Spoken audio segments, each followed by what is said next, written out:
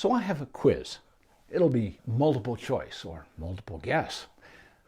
When you meet a new dog, A, should you reach out your hand and, maybe try to touch him on the head? Or B, should you put out a fist? Or C, use your hand under his chin? D, ask him if he knows how to shake hands. Or E, lean over and kiss him on the head.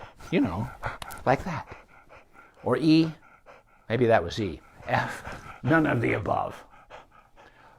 Well, in case we haven't met, I'm veterinarian Dr. Jeff Nickel, along with our family dog, Miss America, this beautiful border collie of ours, and our two family cats. This is Gaston here. You can hardly see him, and Tony is wandering around the room. He'll be up on the table here in a minute. He always shows up. I want to share information about how to safely interact with dogs, but also not how to inadvertently trigger their fear and cause defensive aggression and a possible bite, which isn't fair to anybody. We're going to talk about that a little bit.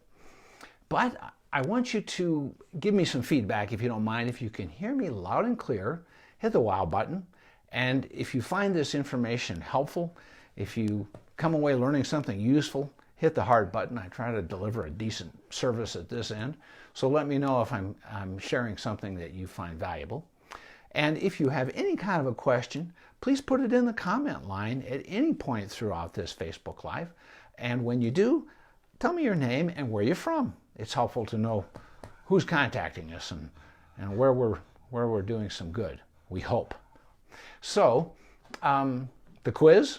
Well, the truth is that reaching out, leaning over, or even approaching a dog who might even look friendly and have that slow, gentle tail wag, that can be a very big mistake, because without realizing it, their fear can ramp up in literally a split second, and they can become defensive and bite. And without meaning to, we have triggered a pet's fears and vulnerabilities, which, yeah, they certainly react differently than we do, and there are some species typical behaviors, some body signals that are canine specific. You cannot figure out a dog based on human body communication. But what you can do is recognize that, well, I have vulnerabilities, and I think probably all of us have. And I like it best when people are observant and they learn that here's how to treat people nicely and gently. I like to be treated gently. I bet everybody does too. But it's easy to get offended, isn't it? So let me start with a story. This is a dog who was brought into my consulting room in my behavior practice. I've changed the names to protect the innocent. And so anyway, these folks, the pet parents, are John and Marcia, and they have a 7-year-old neutered male Weimaraner named Raymond, or Ray to his friends. I thought Ray was a nice dog. I had no trouble at all with him, but of course, I'm residency trained in behavior medicine. I'm a specialist, and behavior disorders are what I do anymore. And I'm, of course, aware, and I have no business triggering pets' fears or getting a pet to snap at me or worse. So, of course, I did okay with Ray. He'd been in this home for 7.5 years. He'd come from a rescue group in Chicago, previously found stray and hit by a car. And his injuries for the first 2 weeks were not treated because he was on the lam. He was loose. And so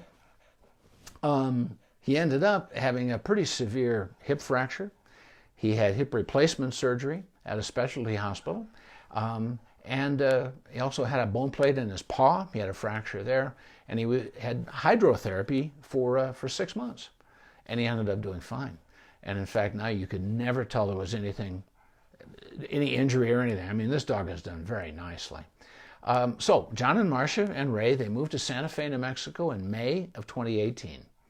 And so because they both work full time, not only didn't they want Ray to be lonely during the daytime, but they wanted him to have canine-specific opportunities to be a dog and exercise. So they did an excellent thing for him by leaving him at doggy daycare on their way to work in the morning and picking him up on the way home. And of course he came home good and tired, and a tired dog is a happy dog because they're not all tuned up being, cooped up in the house. Well, things were going fine until Ray nipped at one of the staff. But it wasn't clear what triggered it or how it happened, but it was their first indicator that, there was a problem with Ray and they had been completely unaware of it.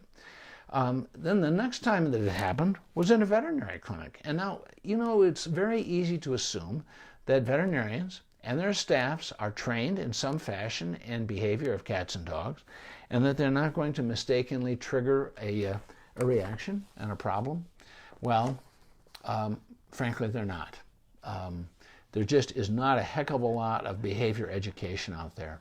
And you'll see very often doctors and their nurses will approach pets, and the pet will take a swing at them.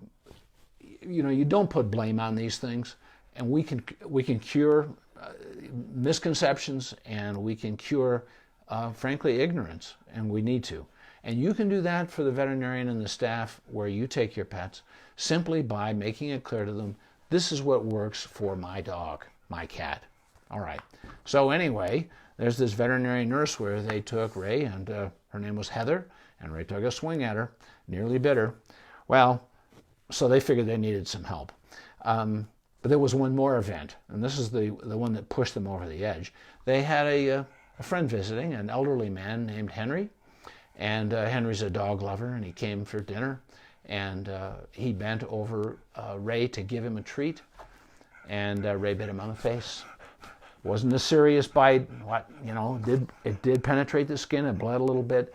It didn't turn out to be a big problem. But what's closer to the soul than our face? And that's a problem. And that is what really got John and Marcia's attention and got them to contact their veterinarian, who referred them to me with Ray to get this problem figured out and to help them, put it right, do something to improve the whole situation, which, by the way, we succeeded in doing. I won't keep you on the edge of your seat forever. So anyway, Marcia's observation in a broad sense was that men seemed to trigger a greater response, reaction from Ray. And that's not at all uncommon. In fact, there are some dogs where people point out that the dog is only aggressive toward men, and that their assumption is that some man who encountered the dog prior to them adopting it had mistreated it, and hence the dog is aggressive toward all men. Well, I don't live in a fantasy world. I know that there are people who have harshly treated pets, but dogs are not sexist. If they have an antipathy toward a particular person who has treated them badly, they will react badly to that person. But it isn't one sex or another. The trouble with men is that we're brutes, is that we walk around like a bunch of lumberjacks, and our voices are booming, and our movements are quick and jerky, and we're typically bigger than women. And so if you're a scared dog who is pretty nervous around unfamiliar people, and you have a woman that you can choose from who, this has been studied. Women's voices are typically more evenly modulated. Their movements are more graceful. They have that archetypal, feminine, nurturing way about them. And if you're a scared dog, that feels a lot better than a man who just doesn't know that his normal behavior is a trigger for a dog who's pretty nervous. So personally, I recognize that, and so when I invite people into my exam room from the reception area in the specialty hospital where I see my cases, I stand back, I move very quietly, I speak very quietly, and there's Tony. He's shown up, as usual. And hello, Tony T. And so I do my very best to respect the vulnerabilities. And I don't even have to know that first. I sort of assume that until I recognize the just what is at issue, what might be a problem. In a veterinary clinic, many dogs and cats are nervous just because they're there. Oh, Sid Gordon, hey, wonderful, thank you for coming. Haven't seen you in a little while. And I think that that's really the best underlying thing any of us can do when we encounter an unfamiliar dog, is stand back, watch carefully, move quietly, because even if that dog is not going to be defensive aggressive, it could be afraid. It could be the kind that's low status and shrinks into itself, and we haven't brought out that pet's best any more than we bring out the best in a person who inadvertently or otherwise has had their fears and vulnerabilities triggered. So we can do the right thing without a whole lot of work. So anyway, here's what happened with Ray. Of course, his people, they used human behavior solutions like almost everybody does. It's such a common mistake because people don't know any different. But when they would introduce their friends, when folks would come over, they would hand people treats and they'd say, here, give a treat to Ray. Well, that's a very good idea. Unless people approach or lean over or reach for the dog, forget the food. It could be the best stuff in the world, and if you trigger their fear, it goes downhill quickly. And of course, if he growled and snapped, which he did with increasing frequency when encountering new people, they reprimanded him. In fact, they got an electric shock collar, and they were ready when they had guests. And they would give the guests the treats, and if Ray did anything that showed tension or growling, which, by the way, is not aggression, that is a verbal communication from a dog who's trying to say, in almost all cases, you're scaring the daylights out of me, would you back up, for crying out loud? Well, people recognize that, well, they misinterpret it. They believe it is aggression, and so they would give him an electric shock. They were desperate, and they had to make this behavior stop. They did not want Ray to be a risk to anybody, and they resorted to extreme measures, which, frankly, punishment has no place in almost anything we do, especially when we're dealing with fear. Now, they didn't know that Ray had a fear problem. Once I evaluated his behavior, I was able to educate him on that, and so we put the kibosh on the shock collar and the verbal reprimands. They would take him and put him in his crate when he behaved badly, but they're giving him attention at those times. And in fact, one important and really essential difference between dogs, Miss America, can you sit up so people can see you? You're mighty cute, One really essential species difference between dogs and humans is that dogs do not believe that they have any entitlement to an interaction with a human, that everything they get from us, food, interaction, opportunities to leave the territory, play, you name it, everything except air to breathe and water to drink is not an entitlement, but a privilege that they are certain that they have to earn. Here's why that's so important.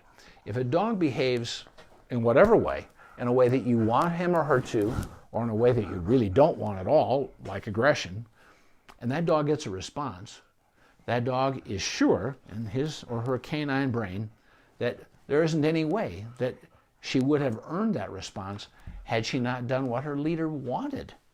And so when John and Marcia reprimanded Ray, his takeaway, like any dog, was that I earned that response, and they want this behavior. And furthermore, when we reprimand anybody, we don't just say like, now Ray, my preference would be that you would just calm down and relax. No, we don't do that at all, do we? We go, Ray, stop it. Okay? Well, we are the leader. And in this case, Ray recognized that intense emotional state from his leaders just by virtue of their body signaling and their high volume voice and that stern quality.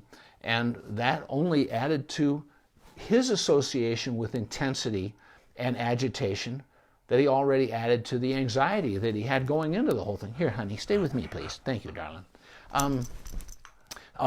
And so that has to stop.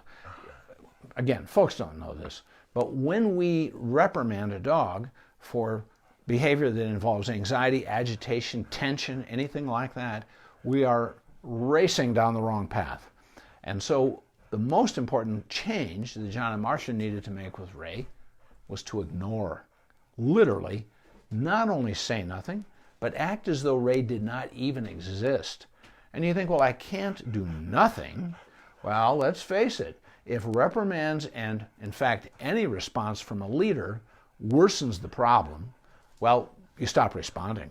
In fact, you don't even think about the dog because the dog recognizes any shift in our body signaling, however subtle, and takes it as a reinforcer. But if they have Ray on a leash and they're fully ignoring, then they can pick up that leash and go to another room. And then Ray doesn't believe he's getting anything from them. He's simply getting hauled off to another place. All right? So number one, by doing that, they haven't mistakenly reinforced Ray. They haven't worsened the problem. But they've also set him up for success because they created distance from the scary monster, that alien invader who was, of course, their friend who came to visit. And so by getting Ray the heck out of there, greater distance, he feels much better. And when they do, and they walk away to another room and around a corner so that he can't see them, and stand there for another 5 or 10 seconds, continuing to ignore, then stealing a quick glance, and if they see a softer posture, they can very quietly reinforce and go, "Good dog, Ray." Now let's face it, does Ray really need to be exposed to visitors? People want a dog who does well with visitors, but you've got a dog like this. He's a big guy, he's a Weimaraner, and he gets frightened. And every time he sees people in his home, he gets frightened again. Well, here's what's going on in this organ up here, the brain, considered the most complex organ in the body, and having studied neuroscience in depth in my residency, I can tell you that it is much more complex than any other system in the body. And we know now with modern brain imaging that when we rehearse these ramp-ups in arousal, those neural circuits get stronger and thicker. And so by allowing the dog to ramp up repeatedly, we are not desensitizing him at all. What we are doing is rehearsing. And it's just like an athlete or a musician or anybody who practices a skill thousands of times, they get better at it. Well, how much better or worse do we want this kind of reactive aggressive behavior to get?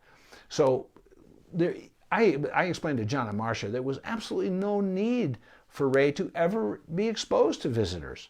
It didn't have to happen at all. They could simply put him in another room before they came. So we continued with this thing, though. I wanted them to just absolutely bring out the best in their dog. And part of that was giving them an understanding of, well, frankly, the contrived life that we have our pets live in. And you think, oh, stop it. I would never do anything like that to my pets. Of course you would not do it intentionally. But the reality is that they are certainly a domestic species, and they without question belong in our lives. But just below the surface is all of their natural innate behaviors that makes it possible for them to survive in a free-living wild environment. And so if you're a dog and you're part of a free-living canine social group, some people want to call it a pack, but actually that term belongs with wolves. They're a different species.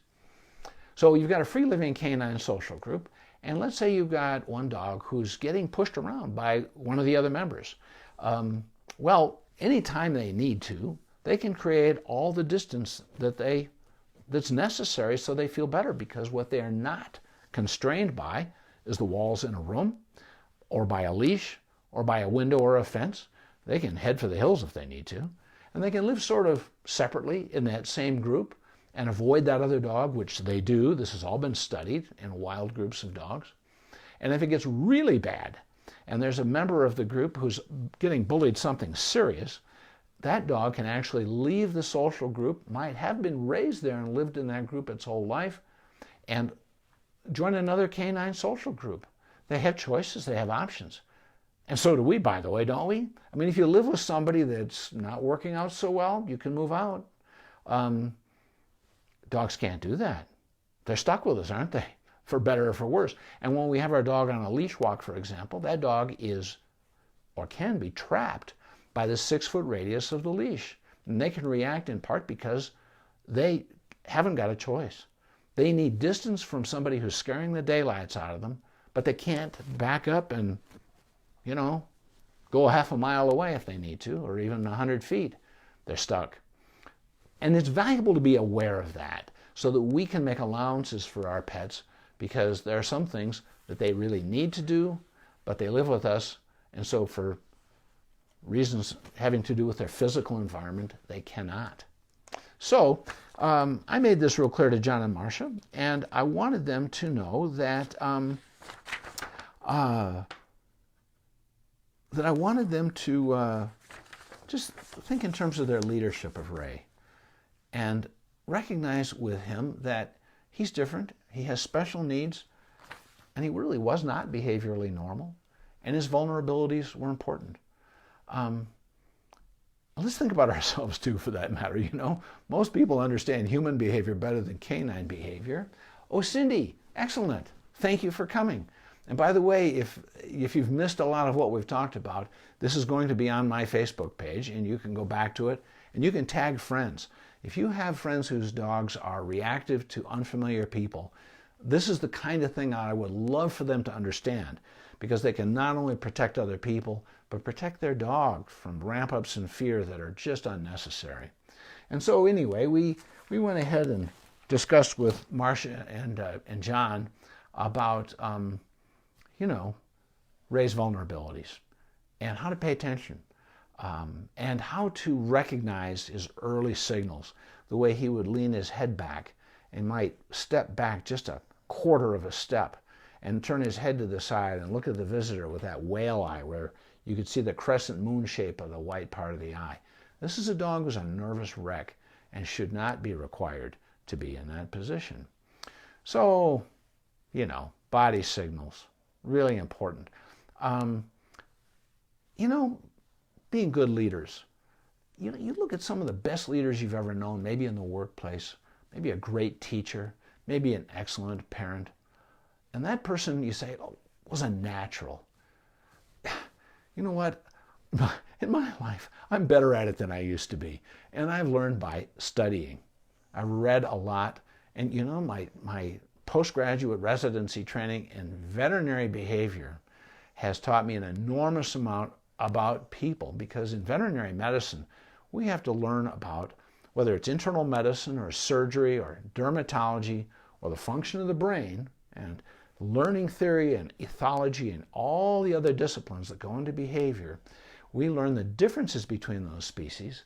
And then I read some of the great spiritual leaders, and I learn that if I can pay attention to the differences with others, and if I can simply watch and not barge into their lives, and if I can be aware that I think I see a vulnerability here, I'm going to avoid that. Because when I find myself bringing out the best in somebody else, whether it's one of my own pets like Miss America here, or Tony or Gaston, or somebody in my family, or the pets that I see, we get back this positive reinforcement.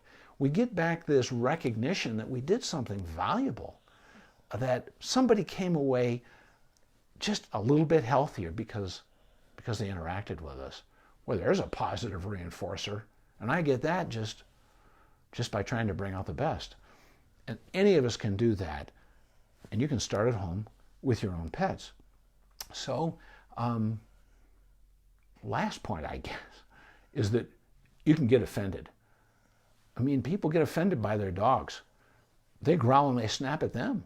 People have made the mistake, of course, with their own dog by leaning over to kiss their dog on the head, and the dog growls or snaps or even bites them on the face.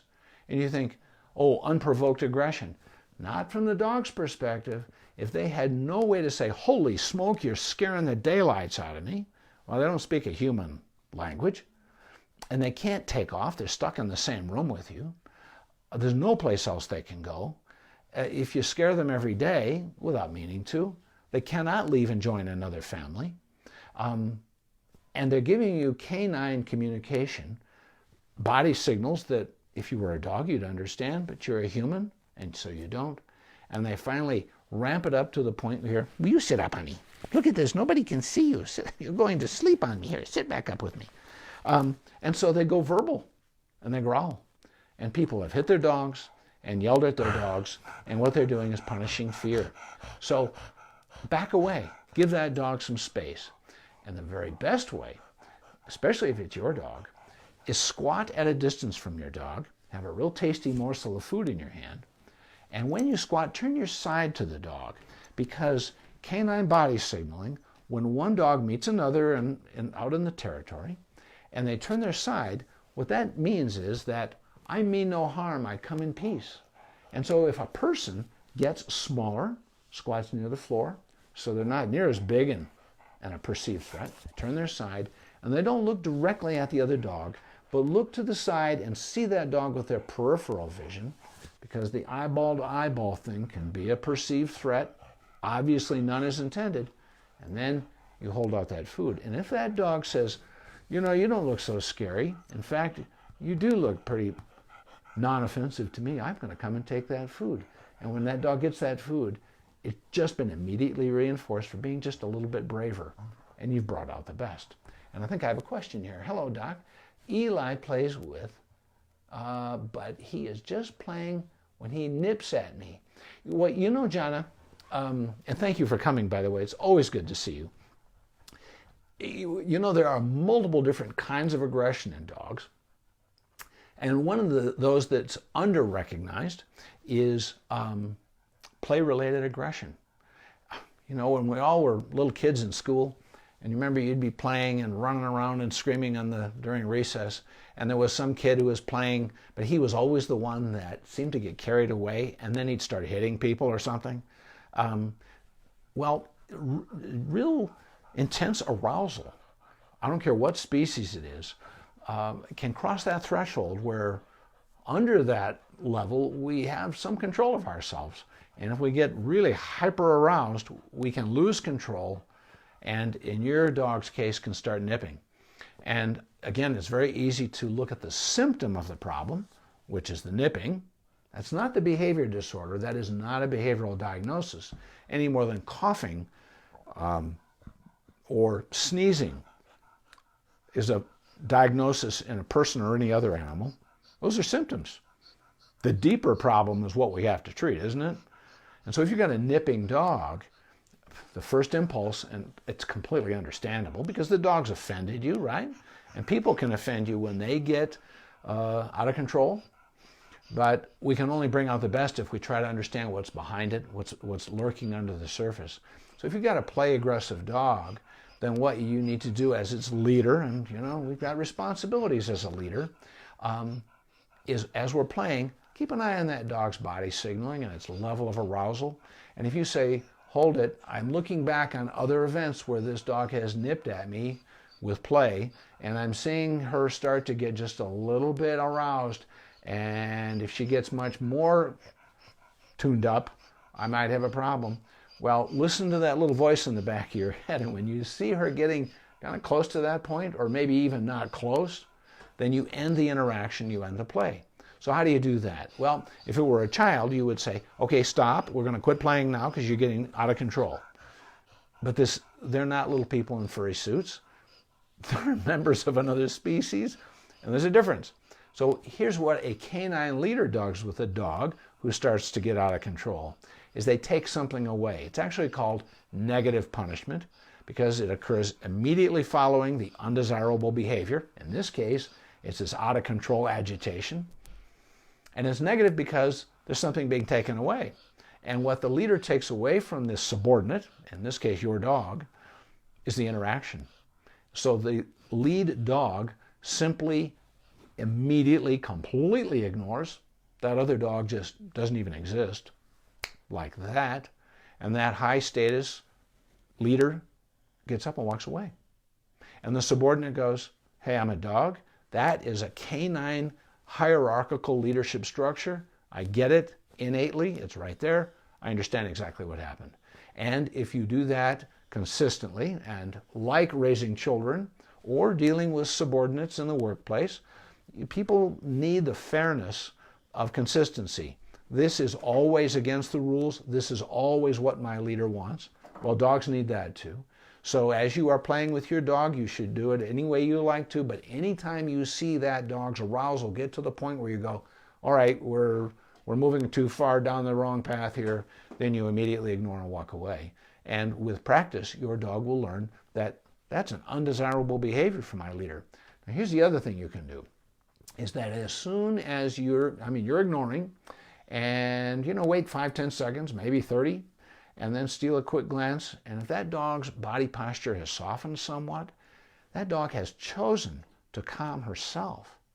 And you want to reinforce that, because what gets rewarded gets repeated, and reinforcers, just like punishment, negative punishment, you take something away, you do it immediately. Well, reinforcers need to be given at the moment. So you wait good 5, 10, 20 seconds, and you steal that quick glance, and if the arousal and agitation is still there, you continue ignoring, steal a quick glance a little while later, and as soon as you see that softened body posture, you say, good dog.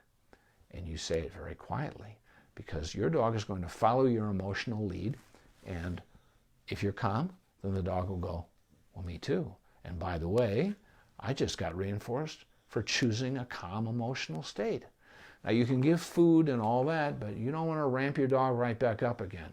A quiet word, and if you want to give a very slow, gentle pet, okay, then what you're doing is reinforcing the behavior you want, and then you can go back to play once the dog's arousal is ramped back down again. And with your particular dog, John, I would make it a point to only invite her to play when you see calm emotional state. And then every single time you see it ramp up to a level where it could go the wrong way, just walk away and then reinforce calm behavior and repeat hundreds of times. I hope that answers your question. Anybody have anything else? And by the way, please tag your friends with this Facebook Live. Make them aware that they can learn something about their dog's behavior with other people, and maybe something about how to bring out the best in any creature we mate of any species by just taking in their emotional state. We can feel it, we can read it, we can see it. And so you're welcome to share this with anybody you want. And by the way, you can get this Facebook Live and my weekly Facebook Lives and my weekly blog, which also serves as my weekly question-answer column in the Albuquerque Journal. You can get these things every week in your email box on Tuesday mornings. And all you have to do is subscribe to my website. Just go to Dr. Jeff Nickel, Nichol, Dr. Jeff Nickel, .com. That's my website. And it'll tell you, tell you how to subscribe. There's no charge. And when you do, by the way, you'll get for free my at-home pet first aid and CPR guide. So I invite you to do that. Each week I do this. I'm trying to bring out the very best in pets and their people. And so I thank you for watching. Miss America, you keep drifting off to sleep. Is it really bedtime? Here, will you sit up and say goodbye to our friends? There you go, big girl. Come back, silly girl.